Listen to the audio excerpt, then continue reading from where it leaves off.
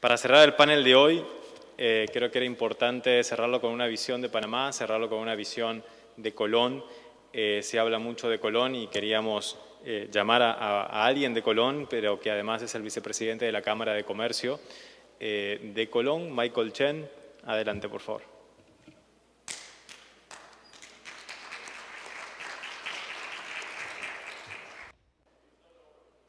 These are extraordinary times for all of our countries.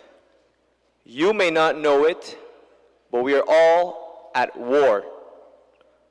Some of us are battling the pandemic. Others are battling against all of what we know is wrong. We are facing a great deal of challenges that will define how you and I will live from now on. Unfortunately, I regret to inform you that we are all losing this war. By the time I finish with this 10-minute speech, 54 containers would have departed from my city in Colón to many of your countries. And 1 or 2 of them will contain illegal drugs. Some will contain counterfeit merchandise, and some other ones will be used for money laundering that will support terrorism and other criminal organizations. But I'm pretty sure that many of you already knew this, right? Call me crazy. But if you really want to change some of the insecurity in our countries or around our countries, start by helping me change Colón. Why? Well, it's a fairly simple answer. Most of Latin America's goods go through the city of Colón, specifically through its ports and its free trade zone. Many consider this city, my city, to be the second most important one in Panama. But for me, this doesn't make any sense at all. Today, I brought with me a picture that I want to share with you guys.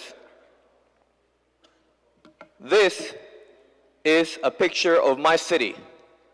The city in which I was born, the city in which I was raised.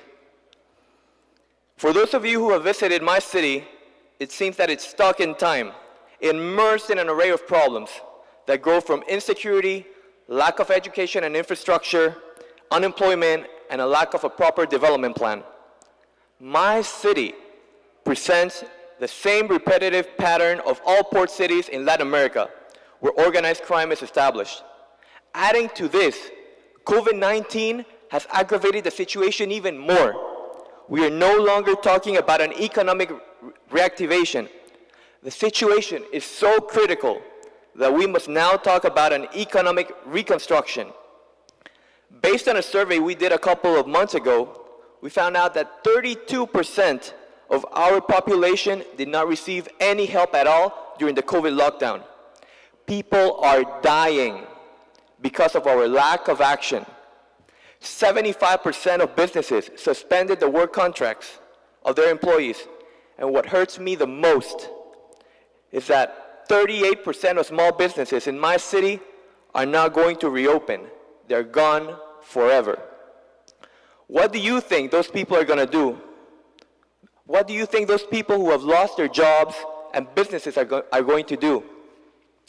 It doesn't matter how you view our current situation. For them, being part of the crime structure seems appetizing. Every day that goes by, the situation worsens. Organized crime and gangs seem to find more creative ways of getting through what's left of my city. Crime rates are astronomical. And this situation surpassed our boundaries many decades ago, and it has infiltrated in every city in Latin America, Europe, and North America. I don't know if this is good or bad, but my city is always a topic in every security forum. And this is exactly why I'm here with you, because I'm extremely worried, because I'm disturbed with the course that my city is taking. I'm here to call for your awareness. I'm here to call for action, not only to our government, but all of those individuals who have the ability to create change locally and internationally. You know it. You know that not enough actions have been taken to counteract contraband, money laundering, corruption, drug trafficking, and all of those illegal activities and crimes. I am a strong believer that change is possible, but we need to attack the problem from its roots. Dismantle the logistical structure of organized crime in Colón to stop illicit trade in our region. There cannot be any midpoints. Either we do it the right way, or we continue to surrender what's left to insecurity. Now, I know what you're thinking. It's easier said than done. Well, it's true, but it is also true that everything requires hard work and commitment. Right now, we cannot afford to let time pass by and do nothing. That is exactly what we have been doing for so many years. Senator Cassidy said it yesterday. We need solutions now. And I'm not here to waste your time. I am here to be proactive and to propose 3 solutions that will provide immediate relief to our suffering. Solution number 1, we need to create the Colón Security Committee. As of now, everyone is working on their own. It seems that no one understands that in order to counteract organized crime, we need to focus our efforts as a team. And this effort is not only on the government side. Unfortunately, our governments, all of our countries, will never have the necessary resources to transform cities. True sustainable change must come from a joint venture between the government, the private sector, and the international community. FBI agent Peter de la Cuesta said it yesterday. International cooperation and teamwork are key. If we leave everything related to security to only one player, we open the door for corruption. So supervision is key. And now that we have a focused and unified effort through a security committee, we need to aim our energy to our communities, which leads us to my second solution, the well-being of our citizens. I've heard every single speaker in this forum, and so few has been spoken about education. Security is not only about counteracting threats, hackers, terrorism, cyber attacks. Security is also about having a plan on educating the population. Education is also key, and never forget about that. The problems are not solved by militarizing cities. Let me ask you this question. What is all the effort worth if as soon as you leave, the problems come back again? What is all the effort worth if we don't educate on what is right and what is wrong?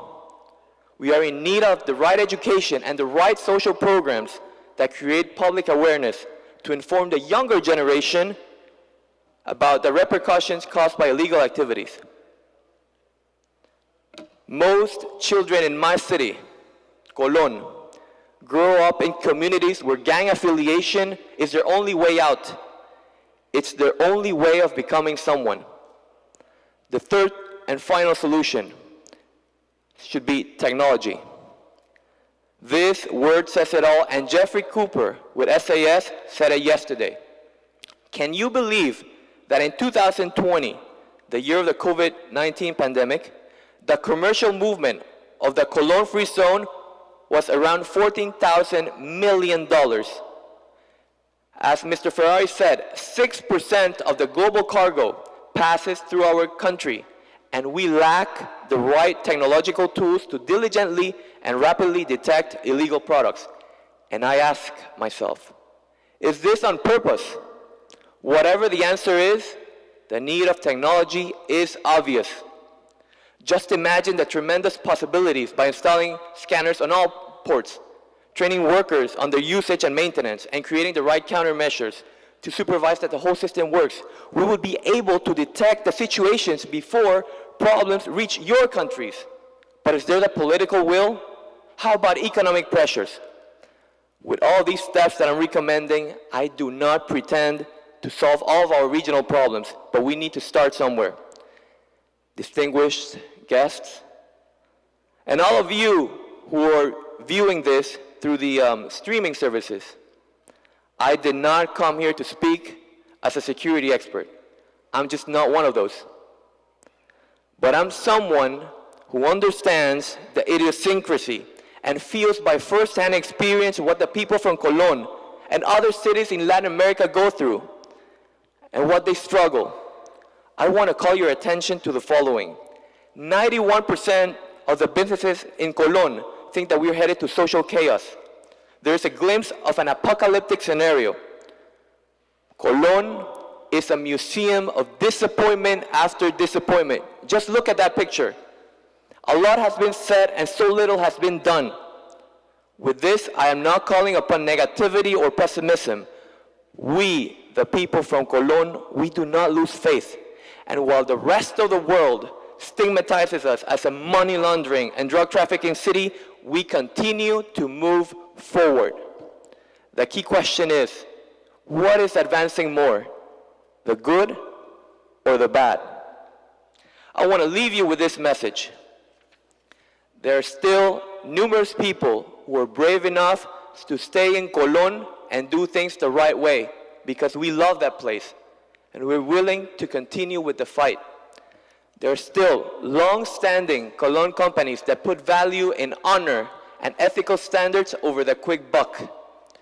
You that are listening, you, the younger generation, I want you to know that there is very little time left. You haven't noticed, but my problems have already become yours. It has become a problem of all of our countries.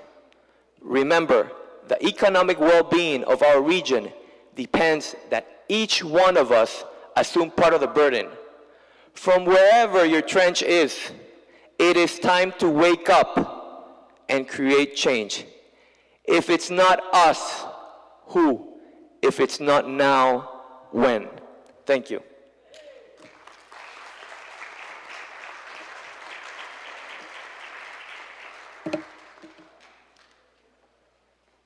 Muchas gracias, Michael. Michael Chen, vicepresidente de la Cámara de Comercio de Colón. Muchas gracias por el mensaje de cierre del panel y casi que de cierre de este foro. Gracias a los tres por participar en el foro. Un fuerte aplauso y los despedimos así del escenario. Muchas gracias.